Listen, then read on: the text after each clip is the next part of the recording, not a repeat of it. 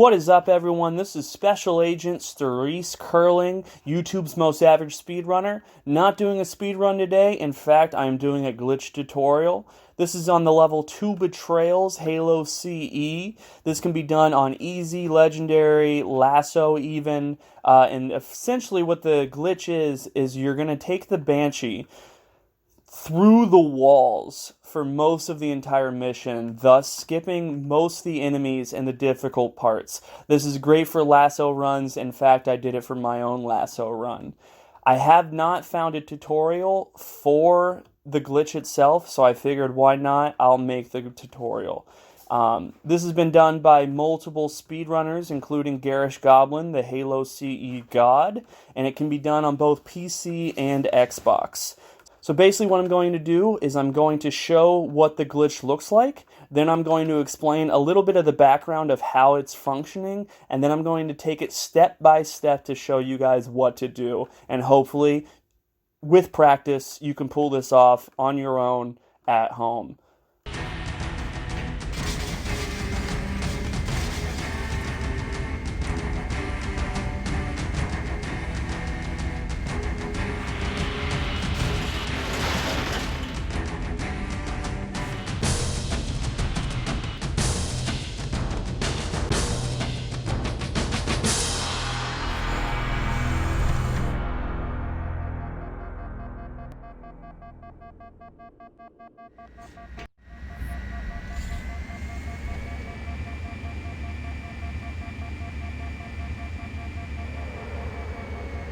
Head through that door. That's the way to the next canyon. So how this glitch works is basically on Two Betrayals and technically on Assault on the Control Room, these hallways have two loading zones. There's a loading zone right here and a loading zone right here, which you'll see if you move back and forth. You'll just consecutively hit these loading zones.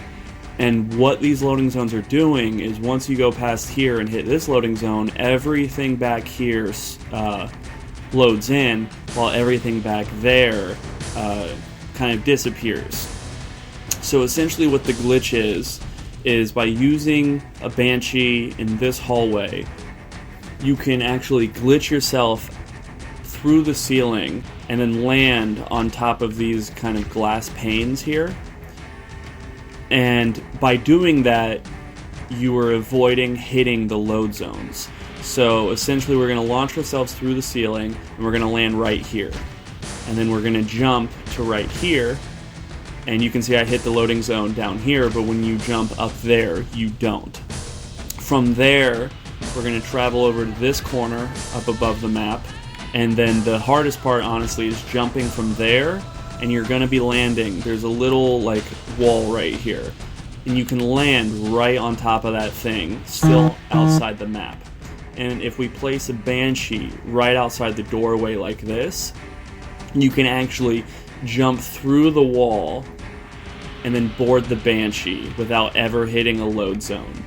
So then you can fly this Banshee anywhere in the map, clipping through all the walls, because none of this is loaded in. You could do this originally in Halo CE, but because of Halo's Anniversary Edition, you can switch to Anniversary graphics and actually see where you're going, versus if you're in regular graphics, it would all just be empty space. But thanks to the updated graphics, we can now navigate the Banshee through sections of the map. And by doing so, we can hit a bunch of load zones and progress through most of this level without any enemies in a Banshee seamlessly. Step 1, you want to take the Banshee that you're priorly in, and you're going to want to get it into this hallway. By hopping out and hopping back in, you can get through the door before it closes. Sometimes you might get clipped on it a little bit like that. Just hop back out, hop back in, and continue forwards. Navigating through these halls is a little difficult. It just takes some time really, but really I just go upwards and then downwards and kind of go at an angle, and it should be relatively seamless to get through the hallways. But you want to bring it all the way to the end of the hall here before you approach this door, and put the nose into this corner here.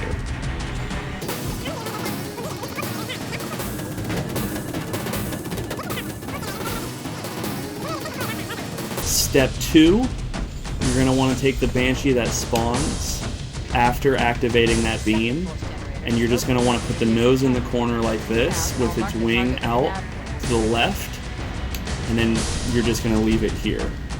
Step 3 is essentially the Banshee in the hallway. You're going to press your nose into this corner, and then you're just going to continue to push forwards on your left joystick if you're playing on Xbox.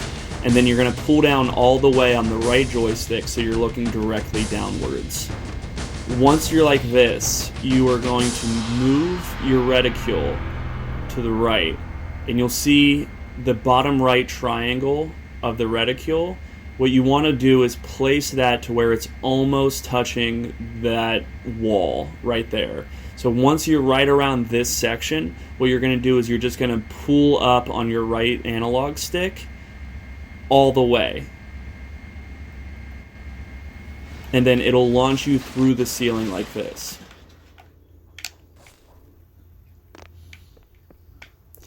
Now you're not going to manually get out of the Banshee. Basically, once the nose of the Banshee rams into the ceiling, it perceives as if it's flipping, so it ejects you out of the Banshee, thus giving you the launch through the ceiling.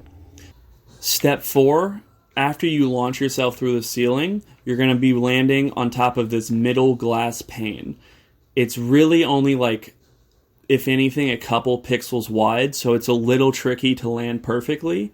But I usually aim for this corner right here because there's another wall that kind of intersects with it. You get a little more surface area if you try to aim for that corner. And then when you land, you want to crouch to A, negate fall damage, but B, it also prevents you from sliding off in any which direction. So as you did in step 3, you're going to, push forward, place your reticule, look up, get launched through, and then aim for this corner, and there you go. Once you land on it, kind of reacquaint yourself. And from here, we want to continue forward and jump to this pedestal over here. So step 5, we're going to jump from here to there, which is pretty simple. You can't really see it that well, but you just want to jump forward, essentially. Step 6, once you're on this glass pane, it's good to switch to the new graphics, and you can actually see this bar that you can walk across. So I walk across here, and then once you get to the end, you'll want to jump just very slightly onto this little ledge right here. Step 7, you want to jump from this ledge to a little ledge down there that you can't see at this angle. But essentially you want to jump kind of into the doorway because the door is relatively solid, so you can kind of like wedge yourself on top of the wall that you'll see here in a second. And if you go too far left, you're going to slide it back into the map and hit the load zone. And if you go too far to the right, you're going to fall to your death outside the map. So from here, you just want to aim for the right-hand corner of the door, and you just want to kind of jump and move forward and land right here. And you'll see the door opens. Step 8, this is the last thing you have to do for the first section of this glitch. Once you get down to this ledge, the door frame is still here, as you can see. And what you want to do is you want to jump and board the Banshee. If you go too far to the left, though, you'll hit the load zone. And if you go too far to the right, you'll miss boarding the Banshee. So where this door essentially is that you can't see, you kind of want to jump through that. And then as soon as you see the hold board button, you just want to hop right in. And once you do, your Banshee will sync and you won't be able to see anything. So it's best to switch to the new graphics as soon as you do that.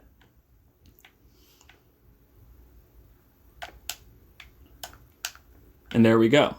So switching to the new graphics, you can see the Banshee is now here, and we can move freely through these walls.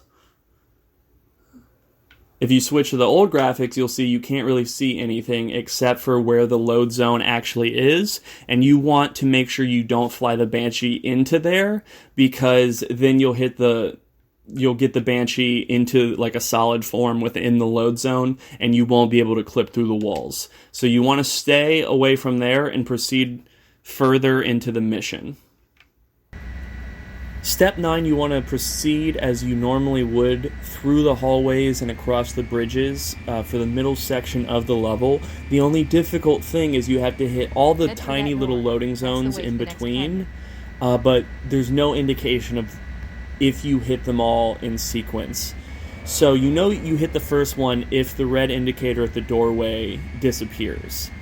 And then you have to proceed through the halls with the Banshee. And what I kind of do is I pull back on the left joystick to hover on some primed spots that you can kind of see me doing as you watch this run.